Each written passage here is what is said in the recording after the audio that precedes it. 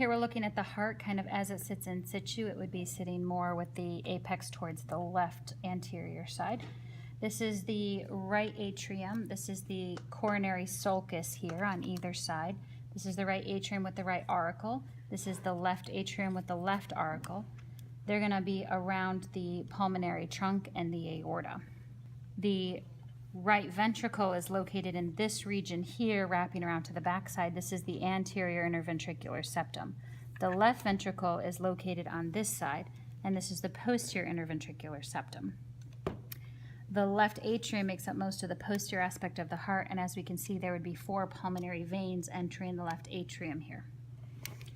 The great vessels, we have the superior vena cava, which is made up of the left brachiocephalic vein joining with the right brachiocephalic vein. And on the back side of the superior vena cava draining in here is the final tributary into the superior vena cava would be the azygos vein. Inferior vena cava is draining into the right atrium here. So you have superior vena cava, then we have the ascending aorta, which is looping into the arch of the aorta and following down into the descending aorta. The first branch off the arch of the aorta is the brachiocephalic trunk. Then we have the left common carotid artery and the left subclavian artery before this turns and heads down as the descending thoracic aorta. Here we have the pulmonary trunk, which is the exit for the right ventricle. Pulmonary trunk comes up and begins to branch into the left pulmonary artery and the right pulmonary artery. At this point, we see the connection between the aorta and the pulmonary artery, pulmonary trunk. This is the ductus arteriosus in a neonate. Once it closes up, it is the ligamentum arteriosum. Ligamentum arteriosum is the point of reflection where we're going to see the left vagus nerve coming down to give you the cardiac plexus, giving off the left recurrent laryngeal nerve, which loops around the arch of the aorta, heading up to innervate the larynx. So that's kind of the external structures we have on the heart here. Let's look at arteries on the heart. Now we're looking at the arterial supply to the heart and the venous drainage from the heart. Coming out of the ascending aorta, the first branches off the ascending aorta will be the right and the left coronary arteries. The right coronary artery is coming off above the right cusp of the aortic semilunar valve right here in the right aortic sinus. That right coronary artery will wrap around in the coronary sulcus here, giving rise to an atrial arteries and a sinoatrial artery, which is going to the SA node, which would be located up here. The right coronary artery is giving off muscular branches here, going to the right ventricle. As the right coronary artery moves around to the side of the heart, it gives off the right marginal or acute marginal artery. Right coronary artery continues around the backside before heading down the backside as the posterior interventricular artery. The left coronary artery comes out behind the pulmonary trunk, so we're not actually seeing it on this model. Left coronary artery immediately branches into the anterior interventricular and the circumflex. The circumflex artery continues around towards the left side of the heart, giving off an obtuse marginal or left marginal artery. The circumflex or left circumflex artery has a couple of options then. Occasionally it will continue all the way around and join the posterior interventricular artery, but very frequently it just kind of peters out here as posterior ventricular arteries. So circumflex artery is from the left side. Draining the front of the heart, traveling with the anterior interventricular artery, is the great cardiac vein. The great cardiac vein continues around, receiving blood here, widens out in the coronary sulcus to become the coronary sinus. Coronary sinus then dumps into the right atrium. So it's great to be in front. The middle cardiac vein is on the back, traveling up the posterior interventricular sulcus. Middle cardiac vein is draining into the coronary sinus. The small cardiac vein is on the side of the heart, the right side of the heart, traveling around the back to drain into the coronary sinus. So the coronary sinus receives blood from the great cardiac vein, the middle cardiac vein, and the small cardiac vein. The only veins of the heart that do not drain into the coronary sinus are located on the front of the heart. They are small anterior cardiac veins which open independently directly into the right atrium as small vessels. So these are anterior cardiac veins. So here we're looking at the external surface of the heart. We're going to open up the right atrium and we're going to look into the right atrium here. In the right atrium, especially the anterior wall and into the right auricle, we have pectinate muscle. Then there's this ridge here, which is a ridge between the pectinate muscle and the smooth area. The smooth area is called the sinus venerum. This ridge is called the crista terminalis. If we follow this crista terminalis up to the superior vena cava, this would be the location of the SA node, sinoatrial node. On the outside here, corresponding to the crista terminalis, is a groove called the sulcus terminalis. So it's going to be actually this groove right here is the sulcus terminalis. Inside is crista, outside is sulcus. We kind of look into here, we'll see the other structures that we should be able to identify in the right atrium. This is the opening to the superior vena cava or the superior vena caval orifice. Down here we have the inferior vena caval orifice. Just next to the inferior vena caval orifice, this opening right here, see there's a little valve over it? That's the opening to the coronary sinus. So our three inlets, superior vena cava, inferior vena cava, coronary sinus. This thumbprint indentation here is the fossa ovale. It's a remnant of the foramen ovale embryologically.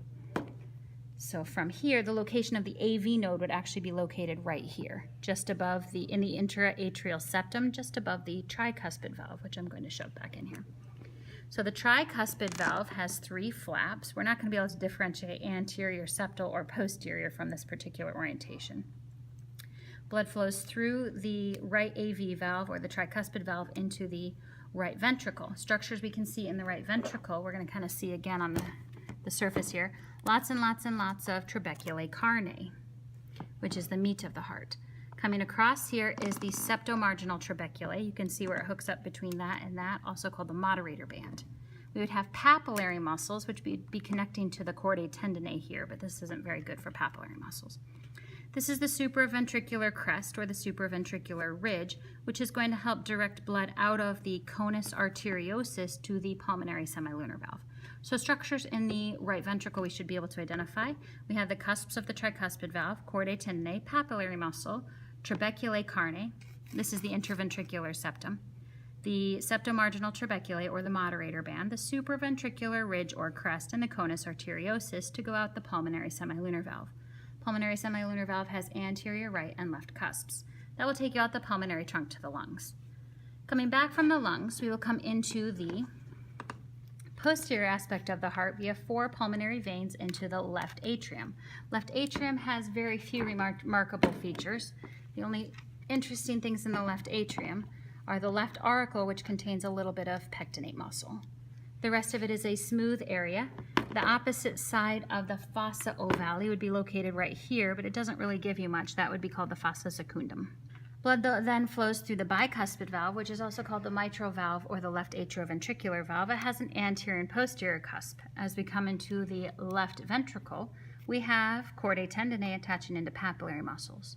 We have very, very thick walled with lots of trabeculae carnae in here as blood is pushed out the aortic semilunar valve. Aortic semilunar valve will have a posterior right and left cusp. So that's pretty much all the structures in the left into the aorta. Here we're looking at the heart, pretty much in anatomical position with the apex here and the base here. This is the superior vena cava, which is made up of the left and right brachiocephalic veins. Draining into the back side of the superior vena cava is the azygos vein here as the last tributary. So superior vena cava draining into the right atrium. On the bottom side here is the opening for the inferior vena cava, which is draining into the right atrium. This is the ascending aorta. This is the arch of the aorta and the descending aorta. The brachiocephalic trunk, left common carotid, and left subclavian arteries all come off of the arch of the aorta. The descending aorta will give you, these are actually your posterior intercostal arteries coming off the backside of the descending aorta. This is the pulmonary trunk. Pulmonary trunk will branch into your right and left pulmonary arteries. The connection between your pulmonary trunk and your aorta, this is the ligamentum arteriosum. Embryologically, it's the ductus arteriosus. Remember, looping around this structure will be the left recurrent laryngeal nerve coming off of the left vagus as it's making its way down to form the cardiac plexus. Other structures, after identifying the blood vessels here, we have these four pulmonary veins exiting the back and bottom portion of the heart to enter into the left atrium. So these are four pulmonary veins coming into the left atrium. This is the esophagus here, posterior to the trachea. We can follow the trachea down to where it bifurcates at the carina into right and left primary bronchi. I'm going to remove this now and we're going to look at the arteries. First branch off of the aorta will be the right and left coronary arteries. The right coronary artery comes off of the right aortic sinus and travels around in the coronary sulcus. The right coronary artery gives off the right marginal, also called the acute marginal artery, and then continues around, still called the right coronary artery, till it heads down the back side of the heart as the posterior interventricular artery. The left coronary artery exits above the left semilunar aortic sulcus, is very short behind the pulmonary trunk. Left coronary artery branches into the anterior interventricular artery, which is also called the left anterior descending or the widowmaker. The other branch for the left coronary artery is the circumflex artery, which will travel around the coronary sulcus this direction. The circumflex artery will give off an obtuse marginal or left marginal artery, and then the circumflex has a couple of options. On this model, it kind of peters out as some posterior branches, but it may continue around to join or to be the main contributor to the posterior interventricular artery. A right dominant heart will have the posterior interventricular artery coming from the right coronary. A left dominant heart will have the posterior interventricular coming from the circumflex of the left coronary. From a vein standpoint, we have the great cardiac vein in the front here, traveling with the anterior interventricular artery. The great cardiac vein will wrap around the side, and on the back of the heart, it will widen out at this point to become the coronary sinus. Blood will flow through the coronary sinus to dump into the right atrium. The middle cardiac vein is draining blood here that was supplied by the posterior interventricular artery. Middle cardiac vein will also drain into the coronary sinus. The small cardiac vein is draining the right side of the heart here, where we see the acute marginal artery, or right marginal artery, will have the small cardiac vein. Small cardiac vein continues up and around the backside, also draining into the coronary sinus. So the three contributors to the coronary sinus are the great cardiac vein in the front, the middle cardiac vein on the back, and a small cardiac vein on this right side. On the front of the heart here, not shown on this model, but shown on some of the other models, are a few anterior cardiac veins. Anterior cardiac veins are smaller. They go over the right coronary artery and do not drain into the coronary sinus. They drain directly into the right atrium. Here we're looking at the right atrium. This is the right auricle. On this side, we'll have the left atrium with the left auricle coming around here. There should be a groove traveling right down here, which isn't very prominent on this one, but that would be the sulcus terminalis, and that corresponds to the crista terminalis on the inside. We're going to open this up here and see what we can find. We've got pectinate muscle here that occupies the anterior portion of the right atrium as well as the right auricle. And then we have the smooth area here. The smooth muscle is called the sinus venerum or sinus venosum. We have the opening to the superior vena cava coming in here, opening to the inferior vena cava, which is down here, and the opening to the coronary sinus, which is located just above the entrance to the inferior vena cava. So we have coronary sinus, inferior vena cava, and superior vena cava all draining into the right atrium. Pectinate muscle is the rough area, sinus venerum is the smooth area. The ridge between the rough and smooth is called the crista terminalis, which is kind of hard to differentiate on this one, but we see the beginnings of it right here. Crista terminalis on the inside corresponds with the sulcus terminalis on the outside. There's a hole between the right atrium and the left atrium. This is called a hole in a baby is called the foramen ovale. Once it closes up, we call it the fossa ovale. So the fossa ovale we can see on this side. When we look on the left side of the heart, we can see it as the fossa secundum, but we'll get back to that in a minute. Blood will then travel through this valve. This is the tricuspid valve, also known as the right atrioventricular valve, into the right ventricle. In the right ventricle, structures that we can find include the cusps of the tricuspid valve. This is the anterior cusp of the tricuspid valve. This is the posterior cusp of the tricuspid valve, and this is the septal cusp of the tricuspid valve. The strings that are attaching here are called chordae tendineae. The chordae tendineae will attach into papillary muscles. These chordae tendineae are attaching into anterior papillary muscles, which is the most well-defined. Posterior papillary muscles are less well-defined, and on this model we can't actually see posterior papillary muscles very clearly. And the septal papillary muscle will be on the septum. So chordae tendineae to papillary muscles. There's all of the rest of the muscle in the right atrium is going to be called trabeculae carnae, or carnae trabeculae, as in the meat of the heart. Trabeculated means kind of like intertwined. Coming across the bottom of the heart here is the septomarginal trabeculae. Septomarginal trabeculae is also called the moderator band, and it serves as the attachment for the anterior papillary muscle, also as a shortcut for the AV fibers on the right side. This is the interventricular septum. As blood is starting to be pushed out from the inflow to the outflow, we have a ridge here called the supraventricular crest. Supraventricular crest is going to be where the blood flow changes from coming through the posterior inflow tract to the anterior outflow tract. This will cone down as a smooth area here that is devoid of carnae trabeculae. This smooth area is called the conus arteriosus as it prepares to exit the pulmonary semilunar valve. Pulmonary semilunar valve has an anterior cusp as well as a right cusp and a left cusp. Blood exits the heart through the pulmonary semilunar valve through the pulmonary trunk and goes to the lungs. On return from the lungs, it's coming back via the 4 pulmonary veins that dump into the left atrium. The backside of the fossa ovale here is called the fossa secundum. The left auricle will contain a little bit of muscle. That's interesting. A little bit of muscle in there, which is called the pectinate muscle. Then blood will be pushed through the bicuspid valve, which is also called the mitral valve or the left atrioventricular valve.